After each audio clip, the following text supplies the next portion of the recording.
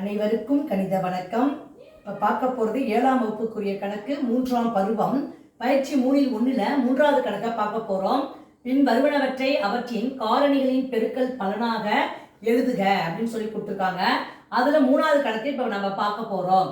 56 mn² p² கொடுத்துருக்காங்க. இப்போ இந்த நம்பரை நம்ம என்ன செய்கிறோம், காரணிகளுடைய பெருக்கல் பலனாக, காரணிகளின் பெருக்கல் பலனாக நம்ம எழுத போகிறோம். இப்போ பாருங்க, 56ங்கிறத நான் ஃபஸ்ட்டு இப்படி பிடிக்கிறேன்னு பாருங்க. 2 × 2 × 2 இன்ட்டு 2 2 4 4 2 8. அப்போ அதோட 7ஆல் பெருக்கினா 56 கிடச்சிரும். இப்போ 2 × 2 × 2 × 7 பெருக்கல் m எத்தனை இருக்கு? ஒரு m தான் இருக்கு. அப்போ இன்ட்டு m இன்ட்டு n என்பது 2 தடவை இருக்குது. அப்போ n × n இன்ட்டு p எத்தனை இருக்கு? 2 இருக்கு. அப்போ p × p.